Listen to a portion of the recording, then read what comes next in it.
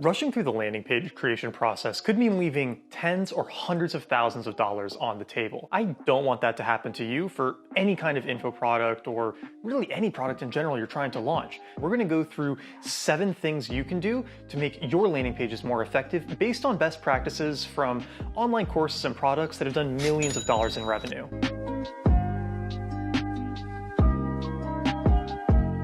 Now, the first thing you can do to make your landing pages much more effective is tell a story.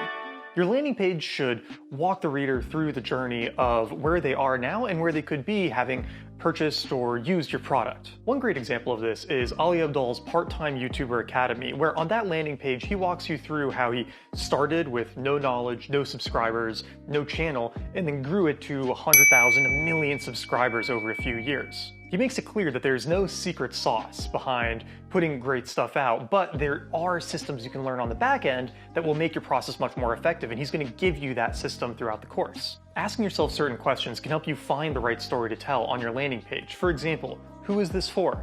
What do they want? What are their problems? What are they worried about? Or what roadblocks might they be running into? What's at stake if they don't get this, and how do you provide the transformation for them? Find some way to tell the story of where somebody is, where they want to be, and how your product helps them get from A to B. On the landing page for my Brain product, which is a collection of book notes, I tell the story of how much time and energy it took to make them. How I had to read all of these books, take notes from them, annotate those notes, put them into a format that other people could read and understand, and then that helps show some of the value and the journey that somebody else would have to go through to make that product themselves. Now, using stories of yourself is great, but another great way to tell a story is through testimonials, which is the second technique. Testimonials are important because then it's no longer you selling the product, it's somebody who the reader might even know who's endorsing the product and talking about how it helped them. Now, this is a really good reason to release some version of your product early, because if you can get early customers and early testers using it, you can get feedback from them to make it better, and you can get testimonials on how good it is for when you do your full launch. That part of the process is so important that I cover it as a whole step in my video on starting a $400,000 side business if you want to check that out. But if you're just getting started and you don't have many customers, there's a few things you can do to start to get some testimonials. One is to give the product or tool or whatever to 5 or 10 people for free in exchange for their feedback. Another option is to ask for testimonials on other products or other things you've done. As an example, to use Ali's course again, he didn't have any testimonials for his Part-Time YouTuber Academy because it was just coming out. So instead, I gave him a testimonial on another course that he had done on Skillshare and how much I loved and enjoyed that and why it made me confident that his new course was also going to be excellent. Now, there are a few different philosophies on testimonials. Some sites do fewer, really in-depth ones. Tiago Forte does a great job of this on his Building a Second Brain landing page, where he has in-depth testimonials and customer stories from people who have gone through the course, what they've learned from it, how they've gained from it, and you can find yourself in those stories and you can say, oh, I'm kind of like this person, so I might get that value, and that's a really great way to do it. Another way is the style I kind of like, where you try to put up basically as many testimonials as possible. If you have a dozen or 2 dozen of them, try to find a way to fit them in. If you look at the landing page for Effortless Output, I have 19 testimonials on there, and they just kind of show up as you keep going through the page to really give you a sense of, wow, a lot of people really love this course. So whether you do it with the fewer, more in-depth ones, or you're just having more of them to really show how many people love this, making sure you include testimonials is going to help a lot with making the landing page more effective. A lot of these tips are all about understanding psychology and emotions of your customers, and a really powerful motivation and emotional force for purchasing is fear of missing out, or FOMO. FOMO is a neat little app that can plug into most website builders and then connect to your shopping cart to show real-time purchases happening on your site. So whenever somebody's on the Effortless Output website, they're seeing little pop-ups in the corner of other people buying it as early as that moment or maybe half an hour ago. It simulates that experience of being in a busy store where you're seeing people constantly checking out, new people coming in, and you're eyeing some of the merchandise that might be getting lower in supply and thinking, oh, I should act on this soon. By the way, I find cool apps like this all the time and use them to, make my business more successful, make my life more productive. So if you want cool app tips like that, definitely subscribe for future videos. Even with all the social proof though, people might not be ready to buy right away, which is why you should always have a free downsell. Especially if your course or product is on the more expensive side, you should always have a free option somebody could opt into to get a taste for what exactly they're getting into. It gives them a way to start to figure out if this product is right for them, and it also opens the door for them to ask you any questions or to get more information before making their decision.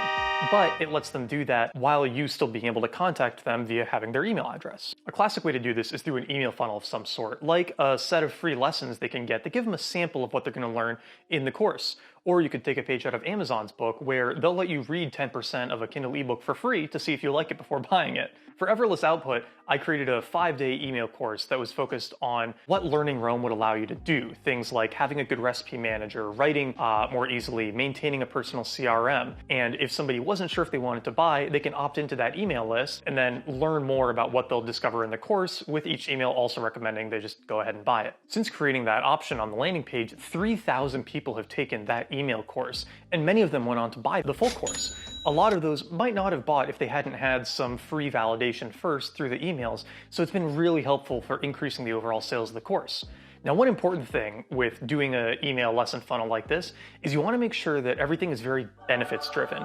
You'll notice that I don't include lessons on very specific things like when to use hashtags versus double brackets, because that's kind of like the boring stuff. What you want to focus on for the free samples are the benefits that somebody gets from enjoying your product. So you obviously want to give them something useful and teach them something, but you also want to focus on the benefits they're going to get having gone through all the material. Telling that story of where they're going to be after they take your course or use your product is way more powerful than just listing off a set of features.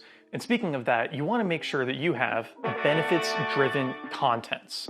But what I mean by that is you want to make sure that you're framing everything in your course or your product around the benefit to the customer, not just listing out the features. The classic example of this is that original iPod ad where Steve Jobs and the marketing team could have come out and said, oh, well, it's got 128 megabits of storage and, it plays music back at 120 kilobits per second or whatever, but they didn't focus on that. They said 1,000 songs in your pocket. People didn't care about how much storage it had. They cared about what it let them do. And you want to make sure that you're describing the product you're creating in the same way. If you're teaching a photography course or something, it's much less interesting to tell someone that they're going to learn how to use all the settings on their camera. It's more interesting to say, you're going to learn how to take the perfect shot in any situation. Benefits, not features. For Effortless Output, I could have titled it How to Use Roam or Roam Beginner Guide. I don't even use Roam in the title because the point of the course is to more easily produce creative output, whether that's writing or video or any other kind of art. I wanted people to learn how to navigate and organize their ideas better, and Roam is just the tool for doing that.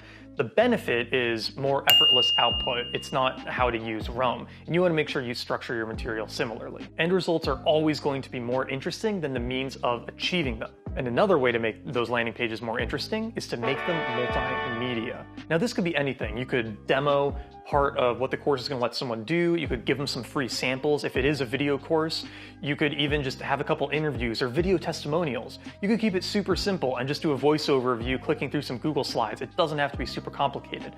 The point is, by mixing it up so it's not just a big wall of text, you're going to make people more engaged, more curious to learn more, and you might answer their questions better, especially if they have an easier time downloading that information in video. And the last thing that you can do to make all of this stuff easier is to build your landing page on Webflow. There are so many landing page builders out there now, and a lot of them focus on just making it as quick and easy to get your page launched. And that's great, but if you actually want to really customize it, get it exactly how you want it, Webflow is probably going to be the most helpful tool for the job.